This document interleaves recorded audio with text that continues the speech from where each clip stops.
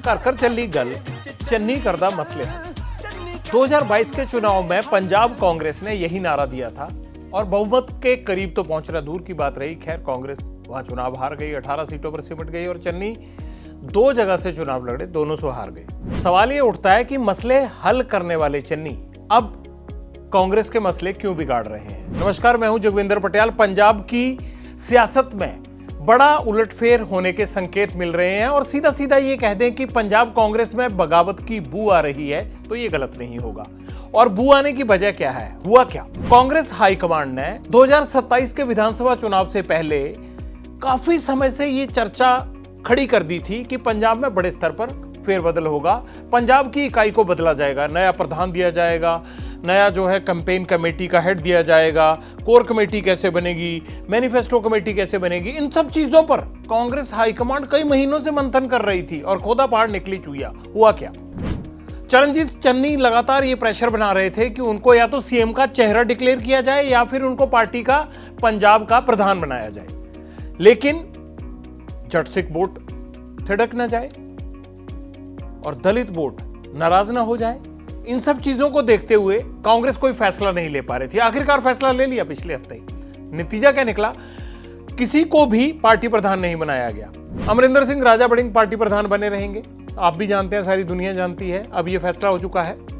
और चरणजीत सिंह चन्नी को सिर्फ कैंपेन कमेटी का चेयरमैन बनाया गया। सुखजिंदर सिंह रंधावा दूसरे दावेदार भी थे, उनको बनाया गया कोर कमेटी का चेयरमैन। कोर कमेटी में कौन कौन है क्या नहीं है ये अभी तक किसी को नहीं पता, मुझे भी नहीं पता है कांग्रेस की कोर कमेटी क्या है। इसी तरह से मैनिफेस्टो कमेटी बनी, उसमें अलग लोगों को शामिल किया गया और बाकी जो कमेटियां बनी उसमें यह तक नहीं देखा गया कि कांग्रेस के जो नेता एक दूसरे को फूटी आंख नहीं सुहाते, उनको भी एक ही कमेटी में चेयरमैन को चेयरमैन तक रख दिया गया। सो सवाल ये उठता है कि कांग्रेस ऐसे फैसले लेकर जो कि उसकी राज्य की इकाई को खुद ही नेताओं को पसंद नहीं है, आखिरकार किसको खुश करने की कोशिश कर रही है। और क्या आज ये मान लें, जो अब हम आपसे बात कर रहे हैं, तो पंजाब के विधानसभा चुनाव में इतने सिर फुटबॉल के बाद क्या 60 सीटें जीतने की स्थिति में आ जाएगी कांग्रेस?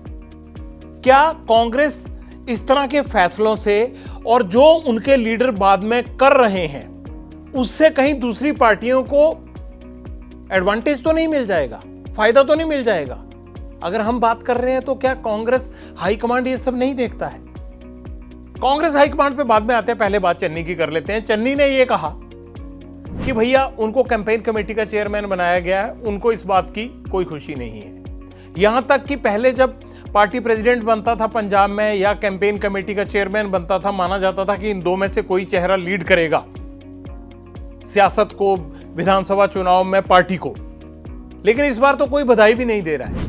ट्विटर पे बधाइयां दी जा रही हैं, अपने ही लोगों को कहा जा रहा है कि बधाई दे दो, या अपने ही लोग दूसरों के बारे में लिख रहे हैं कि आपको बहुत बहुत शुभकामनाएं, है ना। किसी को कोई जो चीज मिली है उसका चाम ही नहीं है।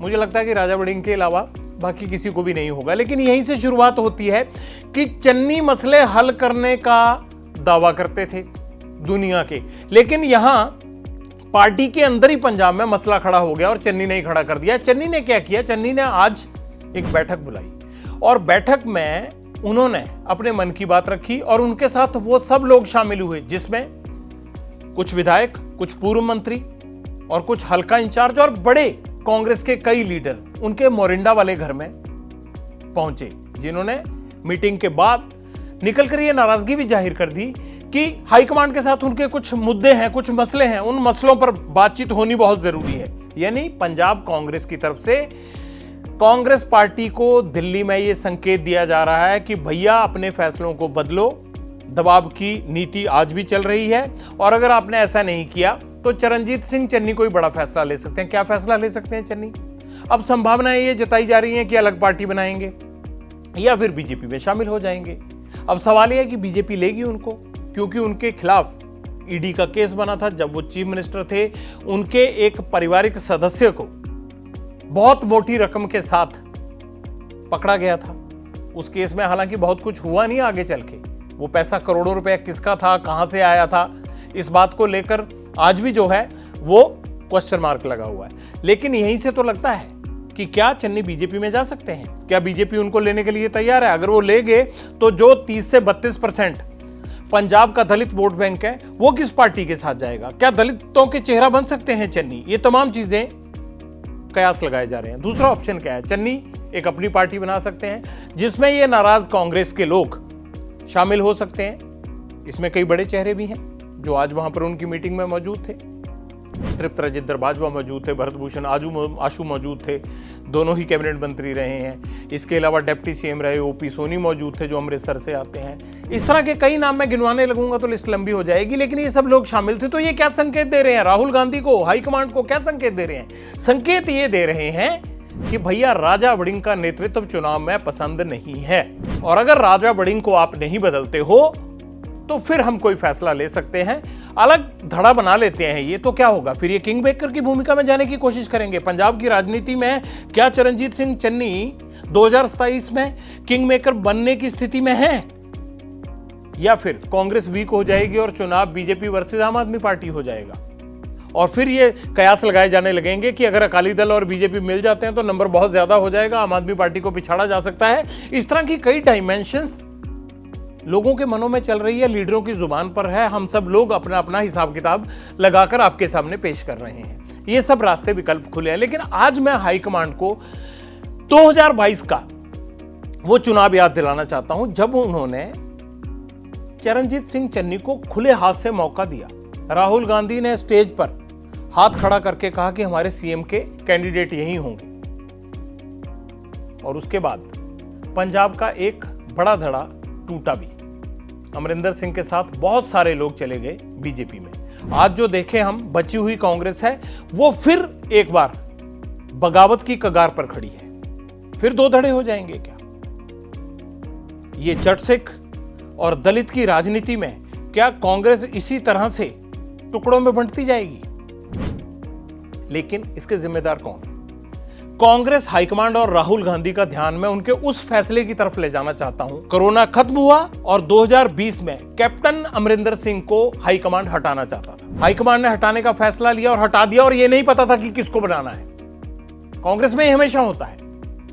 अमरिंदर सिंह हटा दिए गए, उनके चेहरे पर 2017 का चुनाव लड़ा गया, लेकिन जो उनकी लोगों से दूरियां थी, जो उनकी हाईकमान से दूरियां थी, जो उनका बीजेपी के प्रति लगाव था, उन सब चीजों को देखते हुए एक ये माहौल बन गया 2020 के अंत तक कि कैप्टन अमरिंदर सिंह को हटा देना है, और नवजोत सिंह सिद्धू में इसमें आग में घी का काम किया। उन्होंने पूरी भूमिका निभाई कि किस तरह से कैप्टन को डीरेल करना है। चलिए, कैप्टन साहब हटा दिए गए, लेकिन बने कौन ये तय ही नहीं हो पा रहा था। फिर झगड़ा हो गया कांग्रेस में। सुखजिंदर सिंह रंधावा को बनाए, नवजोत सिंह सिद्धू को बनाए, मनप्रीत बादल को बनाए, किसको बनाए किसको छोड़े, ये करते हुए फिर मंथन होने लगे चंडीगढ़ में। फिर हम कवर करने लगे। कांग्रेस फैसला नहीं ले पा रही है, हटाने का फैसला हो गया, उनकी जगह आएगा कौन ये तय नहीं किया था। और एंड में क्या हुआ? फटा पोस्टर निकला हीरो।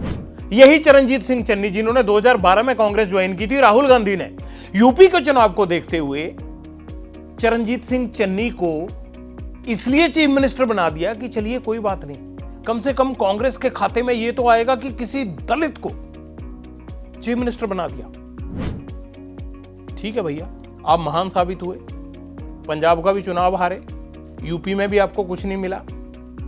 आप जिस पोलराइजेशन की बात करते थे, पंजाब में कभी पोलराइजेशन हुआ ही नहीं। अगर पोलराइजेशन होता तो कांशीराम पंजाब से निकलकर 96 के बाद यूपी क्यों जाते? वो पंजाब के चीफ मिनिस्टर बन जाते ना। क्या उनको ये सब सियासी गणित नहीं आता था? हमसे ज्यादा बेटर तरीके से आता था, क्योंकि उन्होंने देख लिया था कि पंजाब का वोटर पोलराइज नहीं होता है, दलित पोलराइज नहीं होता है। वो अलग अलग सेक्शंस में बटा हुआ है, अलग अलग पार्टियों को अलग अलग जगह वोट करता है। इसीलिए उन्हें लगा कि ये काम यहां रहकर नहीं हो सकता, इसलिए उन्होंने अपना बेस शिफ्ट किया। कांशीराम यूपी चले गए और उनको लगा कि यहां दलित वोट बैंक कम होने के बावजूद पंजाब की तुलना में यहां वो बेहतर किया जा सकता है राजनीति में दलित बिरादरी का नेता बनकर, जो कि पंजाब में शायद उनको तब संभव नहीं लगता था। लेकिन राहुल गांधी वही एक्सपेरिमेंट कर रहे हैं, कांग्रेस हाईकमांड वही एक्सपेरिमेंट कर रही है। इनको लगता है कि पंजाब में इसको बना देंगे, 3 महीने की बात है, बना दो, इसका फायदा शायद यूपी में भी मिल जाए। ना पंजाब में मिला ना यूपी में मिला। लेकिन उसका नतीजा क्या निकला? 10 साल पहले, यानी अगर 2022 के चुनाव की बात करें, वो चरणजीत सिंह चन्नी के नेतृत्व में लड़ा गया था, तो 2012 में वो ज्वाइन करते हैं, तो 10 साल में आपने चीफ मिनिस्टर बना दिया एक आदमी को। अब आज वही आदमी आपको कह रहा है कि आप मुझे चीफ मिनिस्टर का चेहरा बनाइए, क्योंकि आपने उस शख्स के अंदर जो भावना 2021 में पैदा कर दी, अब उसको कैसे निकालोगे आप? अब तो वो कह रहा है कि एक बार 3 महीने के लिए बनाया था, अब तो मुझे ही सीएम का कैंडिडेट बनाइए। तो अब फैसला लेने में आपको दिक्कत इसलिए आ रही है क्योंकि आपने 2021 में जो फैसला लिया था उस वक्त भी यही स्थितियां थी। कौन बनाए, कौन करें, कैप्टन तो हटा दिया, नया कौन आएगा?